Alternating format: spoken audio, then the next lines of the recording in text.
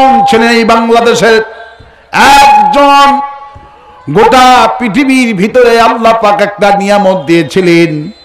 শহীদ আল্লামা দেলোয়ার হোসেন সাইদি রহমাতুল্লাহ আলাইহি, যার তাফসীর শুনে 3000 মানুষের অন্তরে রোগ ভালো হয়ে ইহুদি আর খ্রিস্টান হিন্দুগুলি কালেমা পড়ে মুসলমান হয়েছে। আমাদের আল্লামা সাইদি হুজুরকে জেলে বন্দী করে কি হিন্দু করেছে? কে করেছিল?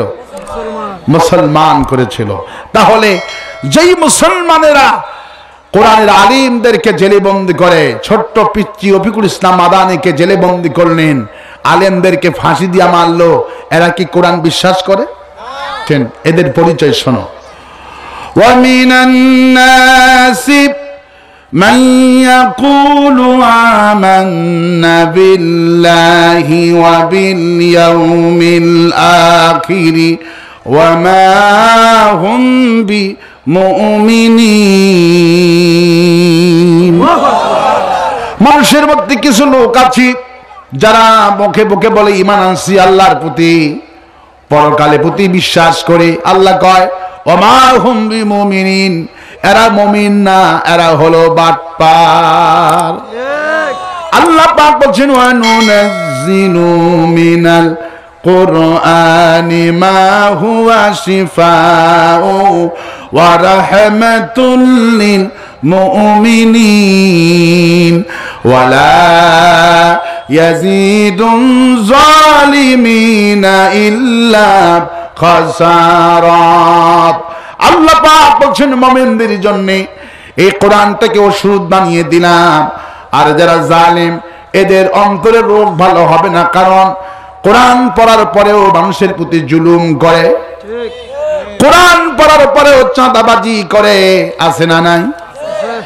কোরআন পড়ার পরে মানুষের জমি দখল করে, কোরআন পড়ার পরেও আল্লাহর আইনটা মানে না। আল্লাহ পাক বলছেন ওয়ালা ইয়াজিদুন যালিমিনা ইল্লা খাসারাত। আল্লাহ পাক বলছেন এরা হলো জালিম, আর জালিমদের জন্য রোগ ভালো হবে না, বরঞ্চ কোরআন শুনলে ওদের কলিজার মধ্যে আগুন জ্বলে। এই জন্যই ওরা 16টা বছর তাফসীর মাহফিল করতে দেয়নি, তাফসীর মাহফিল করতে দেয়নি। কারণ কোরআনে কারীমের কথা শুনলে ওদের কলিজার মধ্যে জ্বালা হয়। আর মুমিনদের কি হয়? আল্লাহ পাক সে কথাই বলছেন, যেহেতু অন্তরের রোগ হলো, রোগ কোথায় হলো? অন্তরে আমাদের রোগ হয়। এই জন্য আল্লাহ পাক বলছেন বান্দারে আমি তো কোরআন দিলাম, আর কি করলাম? কোরআন তোমরা শুনতে যাও। আয়াতুহু যাদাতুহুম ঈমানাও ওয়া আলা রাব্বিহিম ইয়াতাওয়াক্কালুন। আর তোমরা আয়াত কারিমা শোনো, কোরআন শোনো, কোরআন যত শুনবা তোমার ঈমান তত বৃদ্ধি হয়ে যাবে। কোরআন শুনলে ঈমান বৃদ্ধি হয়ে যাবে। কিন্তু 16 বছর শুধু শোনাইছে বাপের কাহিনী, ঠিক কিনা বলে? 16 বছর কার কাহিনী শোনাইছে? বাপের কাহিনী শোনাইছে। কিন্তু বাপ ছিল কোরআন বিরোধী, বেটিটাও ছিল কোরআন বিরোধী। এই জন্যই আল্লাহ পাক জন্মের পছান পচাইছে, ঠিক কিনা বলে? এমন পচাইলো যেই পচার কোনো অস্তিত্ব নাই। কিয়ামত পর্যন্ত আওয়ামী লীগ শব্দ বাংলাদেশে আর উচ্চারণ হবে না। কারণ আওয়ামী লীগ ছিল কোরআন বিরোধী। কি বিরোধী? কোরআন বিরোধী ছিল। আমার ভাইয়েরা, ভয় পাওয়ার কোনো কারণ নাই, হতাশ হওয়ার কোনো কারণ নাই। আল্লাহ পাক বলছেন ফি কুলুবিহিম মারাদুন, মানুষের অন্তর সমূহে আছে রোগ, আছে বেদি। আর এই বেদি ভালো করতে গেলে কোরআন লাগবে। কি লাগবে বলেন? কোরআন লাগবে। বেদির ওষুধ হলো কোরআন। আর এই কোরআনে কারীম ছাড়া মানুষের অসুখ ভালো হবে না। এই জন্য 50টি বছর ধরে আমাদের কোরআনের পাখি শহীদ আল্লামা সাইদি রহমাতুল্লাহ আলাইহি এই জাতিকে কোরআন দিয়ে তিনি চিকিৎসা করেছিলেন। প্রতিটি তাফসীর মাহফিলি, কোন তাফসীর মাহফিলে 20 জন, কোন তাফসীর মাহফিলে 30 জন, একজন তো বটে। এমন কোন তাফসীর মাহফিল নাই যে মুসলমান হইল না। কোন সুবহানাল্লাহ। মানুষকে ভালো করতে গেলে কোরআন লাগবে। কি লাগবে বলেন? আল্লাহ পাক বলছেন, বান্দারে কোরআন তোমরা তেলাওয়াত করো, কোরআন পড়ো, কোরআন শিখাও, তোমাদের জন্য বড় কাজে লাগবে। আজকে আমি আপনাদেরকে আহ্বান করছি, কোরআন শোনেন, কিন্তু কোরআন শুনতেছেন না, কোরআনের দল করতেছেন না। অথচ কিয়ামতের দিনে যারা কোরআন শুনলো, কোরআনের দল করলো না, আল্লাহ পাক বলছেন আমি এই লোকগুলোকে কিয়ামতের দিনে অন্ধ করে তুলবো। কার কথা? ومن أعرض عن ذكري فإن له معيشة ضنكا ونحشره يوم القيامة أعمى। আল্লাহ পাক বলছেন আমি কিয়ামতের দিনে যারা কোরআন বিরোধী হবে, যারা কোরআন শুনলো কিন্তু কোরআনের দল করল না, আমি ওই সমস্ত লোকদেরকে দুনিয়ার জীবনটা সংকুচিত করে দিব, আর কিয়ামতের দিন তাদেরকে আমি অন্ধ করে তুলব। কি করে তুলব? অন্ধ অবস্থায় উঠবে। আল্লাহ পাক বলেন আমি তাদেরকে অন্ধ করে তুলব। অন্ধ অবস্থায় ওঠার পরে লোকটি বলবে, রব্বুল আলামিন আমার তো চোখ দুনিয়াতে ঠিকই ছিল, তুমি আমাকে চোখটা অন্ধ করে দিলা কেন? আল্লাহ পাক তখন বলবেন, ক্বালা কাযালিকা আতাতকা আয়াতুনা ফানাসিতাহা ওয়া কাযালিকাল ইয়াউমা তুনসা।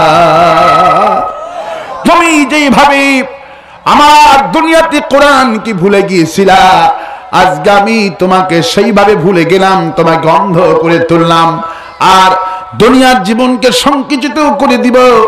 সংকুচিত মানে হলো কেউ কেউ কবরের কথা বলেছেন, আবার কেউ পার্থিব জীবনের কথাও বলেছেন।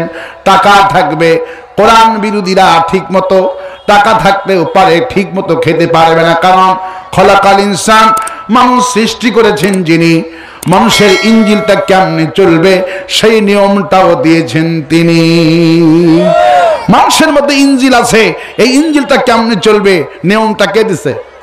কিন্তু আপনি কোরআন শুনলেন কিন্তু কোরআন দিয়ে জীবন চালালেন না, জীবনটা ক্ষতিগ্রস্ত। জীবনটা কি ক্ষতিগ্রস্ত? আল্লাহর কোরআন মানলেন না, কোরআন শুনলেন মানলেন না। আল্লাহ বলছিল টাকা হলে জাকাত দাও, আপনি জাকাত দিলেন না, গরিবের টাকা আত্মসাৎ করলেন, রাস্তার রড সিমেন্ট সব পেটে ঢুকাইলেন। আল্লাহ পাক বলছে যখন আমার আইন মানলি না, কোটি কোটি টাকা কামাই করছিস, একটা টাকা খেতে পারবি না, জীবনকে সংকুচিত করে দিলাম, ডায়াবেটিস শরীফ দিয়ে দিব, একটা রসগোল্লা খেতে পারবে না। ঠিক কি না? তারপর আমি তাকে পেশাব দিয়ে দিব, কুরবানি দিবে লক্ষ লক্ষ টাকা দিয়ে, একটা গরুর গোশত খেতে পারবে না। কিন্তু আল্লাহর হুকুম যারা মানে, এই যে কৃষকগুলি জমির আলের মধ্যে আমি দেখেছি অনেক মুসল্লিকে নামাজ পড়তে, সুবহানাল্লাহ। ইনজিলটা কত সুন্দর। এক বিয়ের অনুষ্ঠানে দেখলাম 5 জন কৃষক এক টেবিলে বসা, আর আমরা মোটা মোটা বসেছি এক টেবিলে। আমাদেরকে গোস্ত ডিশ দিয়েছে, আমরা ওই অফিসারগুলি বললো হুজুর এই সব গোস্ত খাওয়া যাবে না, ওই টেবিলে পার করে দেন। আমরা 10 কেজি গোস্ত পার করে দিলাম। 5 জন কৃষক মাথায় টুপি দিয়ে এসেছে, ওরা 10 কেজি গোস্ত 5 জনে 10 মিনিটে ফিনিশ। সুবহানাল্লাহ বলে। এরপরে বসে রয়েছে, বলতেছে একটু দই নাই, মিষ্টি নাই।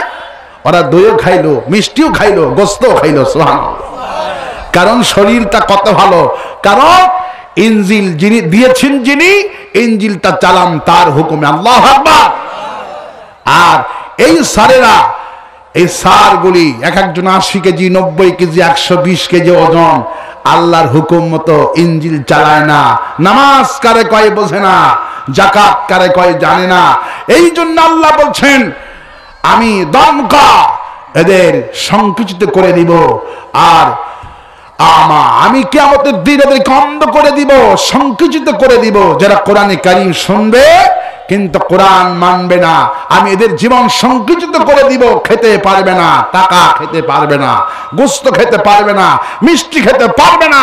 কারণ ইনজিল দিয়েছিলাম আমি, ইনজিলের ফর্মুলাও দিয়েছিলাম আমি, কিন্তু আমার হুকুম মতো ইনজিল চালাইনি। এই জন্য ইনজিলের মধ্যে আমি ব্যারাম ঢুকে দিয়েছি। এই জন্য আল্লাহ পাক বলছেন ফি কুলুবিহিম মারাদুন, তোমাদের অন্তর সময় আসি বেদি। এই বেদি যদি ভালো করতে চাও, পৃথিবীর কোন দোকানে গেলে ওষুধ পাওয়া যাবে নাকি? আল্লাহ পাক বলছেন বান্দারে, তোমার শরীরের মধ্যে যে রোগগুলি হলো, এই রোগের ওষুধ পৃথিবীতে বানায়। আর মানুষের অন্তরে যে রোগ হয়, এই রোগের ওষুধ আমি আকাশ থেকে নাজিল করেছি। কোরআন ছাড়া, এই জন্যই যারা ভালো মানুষ হয়েছে পৃথিবীতে, তাদেরকে ভালো করতে হলে কোরআন লাগবে। কোরআন যারা পড়ে তারা হলো এই পৃথিবীতে সবচেয়ে ভালো মানুষ। সুবহানাল্লাহ। এদের অন্তরে অত বেদি থাকে না। কোরআন যারা পড়ে না, এদের অন্তরে দুনিয়ার বেদি। কোরআন যারা পড়ে, এরাই হলো পৃথিবীর মধ্যে শ্রেষ্ঠ ব্যক্তি। সুবহানাল্লাহ। ওয়ান উসমান রাদিয়াল্লাহু তাআলা আনহু قال قال رسول الله صلى الله عليه وسلم খায়রুকুম মান তাআল্লামাল কুরআন ওয়া আল্লামাহু। এই পৃথিবীতে সর্বোত্তম ব্যক্তি হলো সেই ব্যক্তি যে ব্যক্তি কোরআন শরীফ পড়ে আর শিখায়। এরাই হলো কোরআনে কারীমের, এরাই হলো জাতির শ্রেষ্ঠ সন্তান। আর বর্ণনায় এসেছে, কোরআন শুধু পড়লো, কোরআন শিখালো তা হলো না, কোরআনের দলও করতে হবে। মানুষকে কোরআনের দলের কথা উদ্বুদ্ধ করতে হবে, দলের কথা বলতে হয়েছে। শুধু কোরআন শিখালে হবে না, কোরআনের দলের কথাও শিখাতে হবে। কিন্তু কোরআন পড়লো, কোরআনের দল করলো না, কিয়ামতের দিন এদেরকে অন্ধ করে তোলা হবে। কোরআন যারা শিখে, এদের সম্মানটা বেশি, এদের মর্যাদা বেশি। এরা হলো সমাজের মধ্যে সবচেয়ে ভালো মানুষ। যেহেতু কোরআন পড়েছে, অন্তরের রোগটা কে ভালো করে দিয়েছেন? এই জন্যই বাংলাদেশে যারা কোরআন শিক্ষা করেছে তাদের নাম হলো আলিম, তারা হলো হাফেজ। হাফেজ আলিমদের পিতামাতা বৃদ্ধাশ্রমে থাকে না, বৃদ্ধাশ্রমে থাকে যারা কোরআন শিখেনি তাদের পিতামাতা। বৃদ্ধাশ্রমে কারা থাকে? যারা কোরআন শিখেনি। তারাই যে সন্তানকে এসপি বানিয়েছিল, ডিসি বানিয়েছিল, মন্ত্রী বানিয়েছিল, এমপি বানিয়েছিল, বড় বড় শিক্ষিত করেছিল, ওই সব শিক্ষিত মানুষগুলি বৃদ্ধাশ্রমে পিতামাতাকে রেখে আসে।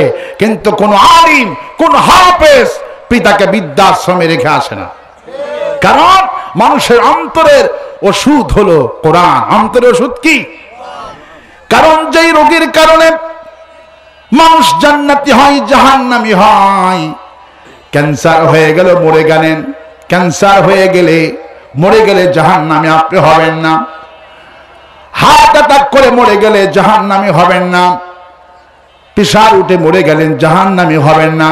কিন্তু আল্লাহ পাক বলছেন ফি কুলুবিহিম মারাদুন, মানুষের অন্তর সময় যে রোগ আছে, রোগ হয়, এই রোগের ওষুধ আমি আল্লাহ কোরআন নাজিল করে দিয়েছি। সুবহানাল্লাহ। তাহলে আপনার অন্তরের রোগ ভালো করতে হলে কোরআন লাগবে। কি লাগবে? আল্লাহ পাক বলছেন এই রোগ ভালো হবে কাদের? মুমিনদের রোগ ভালো হবে। যারা জালিম, এই জালিমদের রোগ ভালো হবে না। قال رسول الله صلى الله عليه وسلم فإن الظلم জুলমাতু ইয়াউমাল কিয়ামা। রাসূল বলছেন জুলুম যারা হয়, জালিম যারা হয়, এই জালিমবাজদের পতন হয় তাড়াতাড়ি।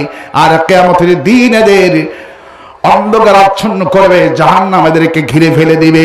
জুলুমবাজদের নাম কেউ নেয় না। অন্য বর্ণনা রাসূল বলছেন ইন্নাল্লাহা ইয়ারফাউ বিহাদাল কিতাব। একটা মানুষের যে সম্মান হয়, মর্যাদা হয়, মূল কারণ হলো কোরআন। আর একটা মানুষের যে অধঃপতন হয়, দেশ থেকে পালায়, মূল কারণ হলো কোরআন।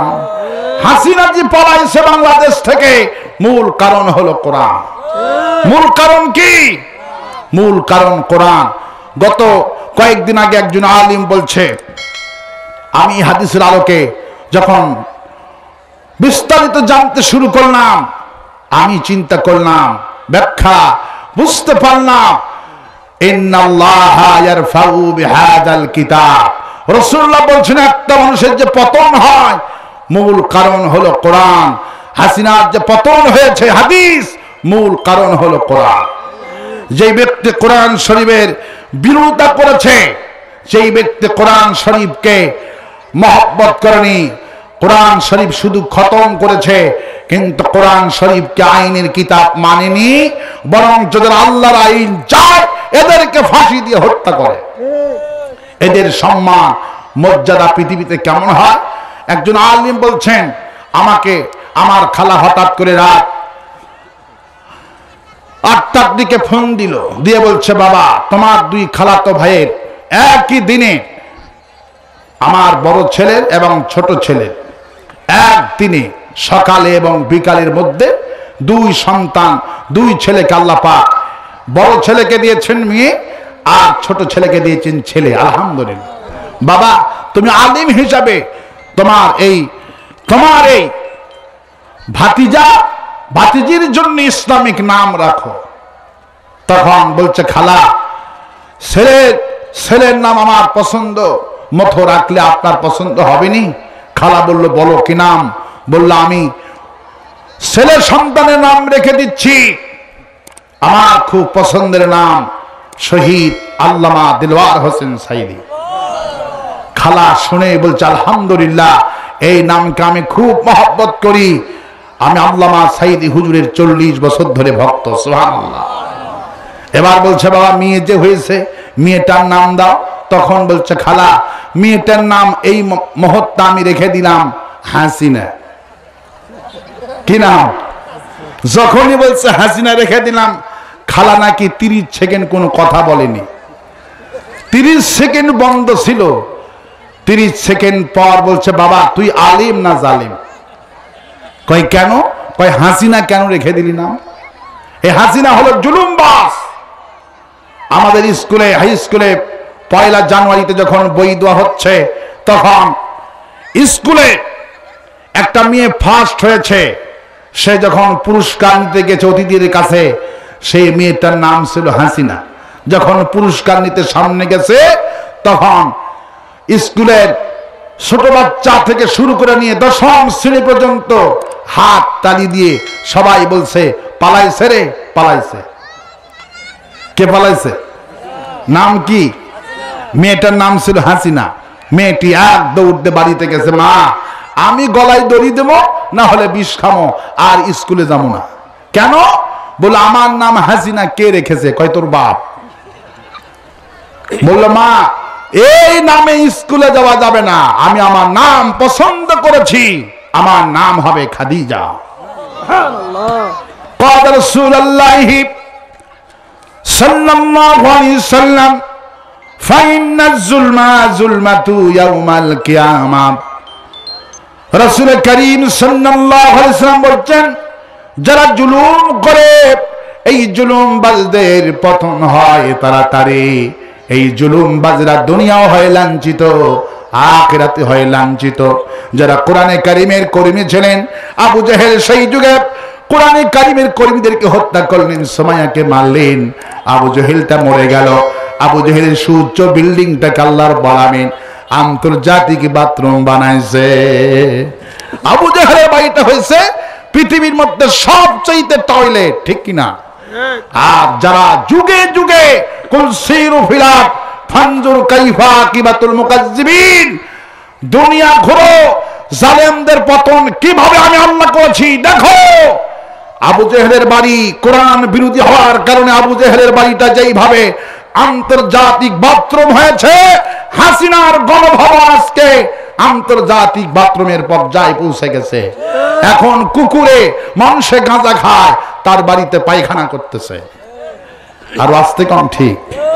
তাহলে অন্তরের রোগ ভালো করতে হলে কোরআন লাগবে। কি লাগবে? এখন এই কোরআনে কারীমের আইন যারা চায়, কোরআন যেমন পড়ে, কোরআনের আইন যারা চায়, এরা হলো খাঁটি মুমিন। এদের ও আল্লাহ ভালো বানায় দিবে। আর যারা কোরআনে কারিমের শাসন চাইল না, শুধু খতম পার্টি। কি পার্টি? শুধু কোরআন খতম করে, কিন্তু কোরআনের শাসন চায় না। এরাই হলো জালিম, এরাই হলো ফাসিক, এরাই হলো কাফের। ফতুয়া কা? আল্লাহ পাকের ফতুয়া। সুতরাং অন্তরের রোগ ভালো করতে কারা কারা চান? দুহাত তুলে দেখান। আল্লাহ কবুল করুন বলে আমিন। এই মাহফিল প্রতি বছর হোক, আপনারা কি চান? কারা কারা চান? দুহাত তুলে দেখান। আল্লাহ রে, আল্লাহ কবুল করুন। ছেলেরা যাবে, মা বোনদের কাছেও যাবেন, কেউ উঠবেন না। আমি এখনো আধা ঘন্টা আলোচনা চালাবো ইনশাআল্লাহ। রুমাল যাবে, রুমাল সাক্ষাৎ করে। আমাদের অতিথি কেউ এসেছে? কয়জন? কি নাম? মমিনুল রহমান মনু ভাই, সভাপতি। মমিনুল হক, মমিনুর রহমান মনু, অনেক বড় পদের মানুষ, চেয়ারম্যান। আলহামদুলিল্লাহ বলেন। সব চেয়ারম্যান তো দেশের থেকে পালাইছে, ইনি খাঁটি চেয়ারম্যান। সুবহানাল্লাহ বলেন। যে চেয়ারম্যান পালায় না, এরা হলো মুমিন। আল্লাহু আকবার। নামও হলো মমিনুর রহমান। আল্লাহ কবুল করুন। আমিন। কি দেবেন? এদের পোলাবানদেরকে বলেন, ঘোষণা করবেন না কিছু? আচ্ছা, এরপরে মোসাদ্দেক আলী আসছে। এই অতিথি, এগুলি সব অতিথি। আপনারা কি দিবেন এদের পোলাবানদেরকে বলেন। আলহামদুলিল্লাহ। হ্যাঁ, চেহারা তো বুঝতে পারছি যে ইমানদার লোক। আল্লাহু আকবার বলে। সবাই মিলে সিদ্ধান্ত নিবে বলছেন। আপনার নাম কি? আজহার আলী ভাই বলেছেন, ইউনিয়ন আমির। উনি সিদ্ধান্ত, সবাই মিলে সিদ্ধান্ত হয়ে এদের যা খরচ হয়েছে ওনারা দিবে ইনশাআল্লাহ। বলি ইনশাআল্লাহ। গামছা পাঠিয়ে দেন না যদি থাকে। আর একটা কিতাব এসেছে, যদি কেউ নিতে চান, আল্লামা সাইদি সাহেবের জীবনের শেষ লেখা একটা বই ঢাকা থেকে নিয়ে এসেছে। আল্লাহ পাকের পরিচয়, আল্লাহ পাকের দল কোনটি, আল্লামা সাইদি জীবনের শেষ কিতাবটা লিখে গেছে। মাত্র 40 টাকা হাদিয়া। এই কিতাবটা পড়লে বুঝতে পারবেন আপনার দল কোনটা করা উচিত। আল্লাহ বোঝার তৌফিক দিক বলে আমি। সবাই মোনাজাতের পরে বইটা নেওয়ার চেষ্টা করবেন। আর আমরা কোরআন শুনতে এসেছি। কি শুনতে এসেছি? নামাজ পড়বো কার জন্যে? রোজা করবো কার জন্যে? হজ করবো কার জন্যে? যাকাত দিব কার জন্যে? বউকে পিটাবো কার জন্যে? খবরদার, বউ পিটানো যাবে? রাসূল কারীম সাল্লাল্লাহু আলাইহি ওয়াসাল্লাম বলছেন, ওদের অন্তরের রোগ কখনো ভালো হবে না। ফি কুলুবিহিম মারাদুন। মানুষের অন্তরে যে রোগ হয়, পাপের কারণে রোগ হয়। যারা বিবিকে মারে, এদের অন্তরে রোগ ভালো হয় না। রাসূল সাল্লাল্লাহু আলাইহি ওয়াসাল্লাম বলছেন, যারা মুমিন হবে তারা বিবিকে মারবে না। খায়রুন নাসি আহলিহি। রাসূলুল্লাহ 3 বার বললেন খায়রুন নাসি আহলিহি। ওই পুরুষ, ভালো পুরুষ, যেই পুরুষ তার বিবির কাছে ভালো হয়ে যায়। সুবহানাল্লাহ। কত দোকান বলে, হুজুর বললেন আমি আমার বিবিদের কাছে উত্তম ব্যক্তি। আল্লাহু আকবার। মা আয়েশা বললেন, 9 বছর বয়সে বিশ্ব নবী সাল্লাল্লাহু আলাইহি ওয়াসাল্লামের ঘরে আমি গেলাম, হাত গিলাস দুধ ছাড়া কিছুই পাইলাম না। কিন্তু গোটা ঘরের দিকে তাকায় দেখি পুরা ঘরটা আমার জন্য ভালোবাসা দিয়ে ভরা আছে। আল্লাহ পাক বলছেন, যারা মুমিন তাদেরকে আমি বলছি, যারা কোরআন বিশ্বাস করো, যারা অন্তরে রোগ ভালো করতে চাও, তাদের ব্যাপারে আমি ওয়াজ করছি। ওয়া আশরুহুন্না বিল মারুফ। তোমার বিবির সাথে ভালো ব্যবহার করা আমি আল্লাহ ফরজ করে দিলাম। সুবহানাল্লাহ। অন্তরে রোগ যদি ভালো করতে চান, বিবিকে মারা যাবে না। কারা কারা বিবির গায়ে হাত তুলবেন না? হাত তুলে দেখান। তাদের অন্তরে রোগ ভালো হবে, জান্নাতে হবেন আপনারা। আল্লাহ কবুল করুন বলে আমি। পোলাপানগুলি ব্যাগগুলি দিচ্ছে, সবাই ব্যাগে ওদেরকে সাহায্য করার চেষ্টা করে। মিম্মা রাযাকনাহুম ইনফিকুন। হালাল ইজিক থেকে সবাই সাহায্য করেন। আর একটু জিকির করেন, লা ইলাহা লা ইলাহা। দ্রুত বেগে সমস্ত মুসলমান যার কাছে যা আছে সবাই দ্রুত বেগে দেন। এই মাহফিলে অনেক খরচ হয়েছে এই পোলাপানদের। আমি আল্লাহর কাছে দোয়া করছি, আল্লাহ পাক এই ফারুক সহ আল্লাহ পাক এই মাহফিল কমিটিকে কবুল করুন। কোন আমিন। আওয়াজ তে কোন আমিন। আমরা আজকে আল্লাহর কাছে দোয়া করব, একটাই দোয়া আল্লাহর কাছে, মাবুদ কোরআন শুনতে এসেছি, আগামীর বাংলাদেশটাকে তুমি কোরআনের বাংলাদেশ হিসেবে কবুল করো। চরমনায় পীরের বক্তব্য কালকে শুনে আমার কলজা ঠান্ডা হয়েছে, মামুনুল হকের কথা শুনে আমার কলজা ঠান্ডা হয়েছে। আমি খুশির ঠেলায় ঘুম আমার ধরেনি। মামুনুল হককে বলেছে সাংবাদিকরা যে আমি শুনলাম চরমনায় জামাত হেফাজত নাকি এক হলেন। মামুনুল হক বলছে তোমাদের কোনো সমস্যা? বলে না স্যার, জিজ্ঞাসা করছি সত্যি কি এক হলেন? মামুনুল হক বলছেন হাতের 5টা লোক 5 রকমের কাজ করে, কিন্তু 5টা ভাই একত্রিত হয় খাওয়ার সময়। কখন? খাওয়ার সময় হাতের 5টা আঙ্গুল একত্রিত হয়ে খায়, কখনো দ্বিমত পোষণ করে না। মামুনুল হক বলছে আমরা ইসলামী দল 5টি ভাই 5 জায়গায় ছিলাম, নাস্তিকদেরকে খাওয়ার জন্য আমরা ঐক্যবদ্ধ হয়েছি। আল্লাহু আকবার বলেন। এই কথাটা আমার কলিজায় এত শান্তি লাগছে, আমার জীবনে এত শান্তি লাগেনি।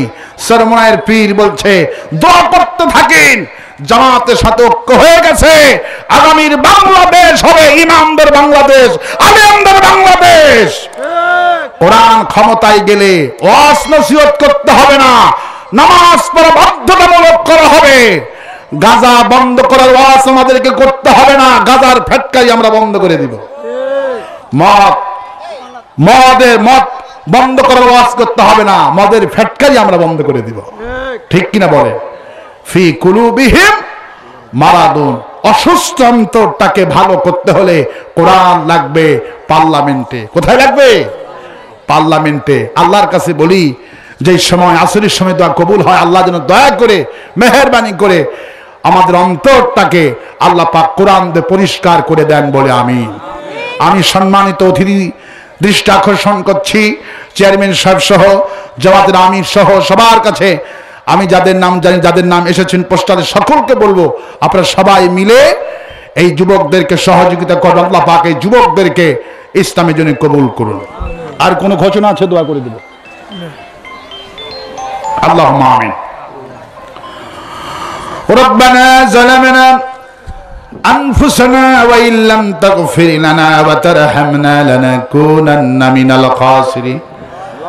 হায় আল্লাহ তাআলা, দিনের বেলায় আসরের নামাজের পর থেকে মাগরিবের ওয়াক্ত পর্যন্ত আলোচনা করলাম ফি কুলুবিহিম মারাদুন, অসুস্থ অন্তর ভালো করার যে ফর্মুলা তুমি দিয়েছো, সেই ফর্মুলা অনুযায়ী এই জাতিকে কোরআন শুনিয়েছি। আমাদের চেয়ারম্যান সাহেব, আল্লাহ তুমি তার হায়াতকে দারাজ করে দিও। আল্লাহ চেয়ারম্যান সাহেবকে উমরের মতো করে দিও। যাদের নাম আমি জানি না, ডানে বামে অনেক অতিথিবৃন্দ এসেছেন, আমাদের মিজান ভাই সহ আল্লাহ সমস্ত অতিথিগুলিকে কোরআনের জন্য কবুল করো, কোরআনের কর্মী বানায় দাও। আর আমার মায়েরা যারা হাত তুলেছে, সুমাইয়ার মতো সম্মানিত করো, খাদিজা আয়েশার মতো সম্মানিত করো।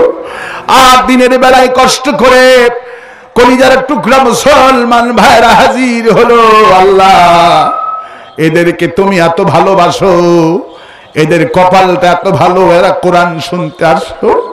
কিয়ামতের দিনে এই জমিনটা কথা বলবে, আল্লাহ আমাদের পক্ষে জমিন সাক্ষী দিবে। হায় আল্লাহ, প্রতিটি ভাই বোনদেরকে এই জমিন আমাদের পক্ষে সাক্ষী দেওয়ার তৌফিক দান করে দিও। এই মোনাজাত যদি জীবনের শেষ মোনাজাত হয়ে থাকে, আল্লাহ আমাদের জিন্দেগির গুনাহ মাফ করে দিও।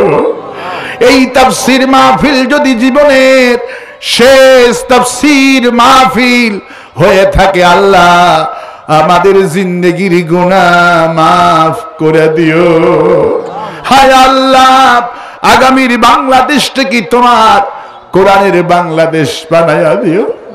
আগামীর পার্লামেন্ট খানাকে আল্লাহ কোরআনের পার্লামেন্ট বানায়া দিও। আলিয়া কওমি চরমনের পীর মামুনুল হক, হেফাজতে ইসলাম, জামাত ইসলাম, আল্লাহ ইসলামী দলগুলিকে এক বানায়া দিও। হায় আল্লাহ, ইসলামের মূল্যবোধে যারা বিশ্বাসী ওদেরকে আমাদের পক্ষে শক্তি হিসাবে কবুল করো আল্লাহ। এই দিনাজপুর রহমতের জেলা এত বিস্তীর্ণ জমিন বাংলাদেশে কোথাও না আল্লাহ। মাহফিল ওসিলা করে এই এলাকার গজব থেকে তুমি বাঁচাও। বারাকাতিন মিনাস সামাই ওয়াল আরদ, আকাশ আর জমিনের সব এই এলাকায় তুমি রহমতের বরকতের দরজা খুলে দিও আল্লাহ। আমাদের জিন্দেগির গুনাহ মাফ করে দিও আল্লাহ। এই মাত্র মনে পড়ে গেল কোরআনের পাখি শহীদ আল্লামা সাইদি হুজুরের কথা। হুজুর 50টি বছর ধরে সারা পৃথিবীতে ঘুরে ঘুরে তোমার কোরআনে কারিমের কথা বলেছিল। আল্লাহ হুজুর দুনিয়া থেকে বিদায় হয়ে গেল। আল্লাহ হুজুরকে তুমি শাহাদাতের উচ্চ মাকাম দান করে দিও আল্লাহ। আলে ওলামা পীর মাশায়েখদেরকে এক বানায়া দিও।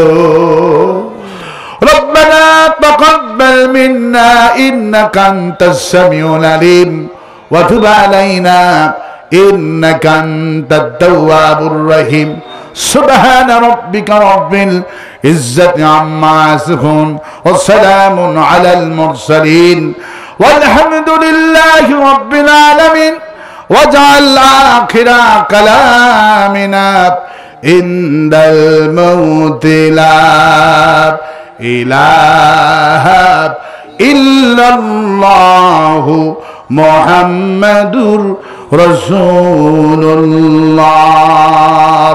السلام عليكم ورحمة الله।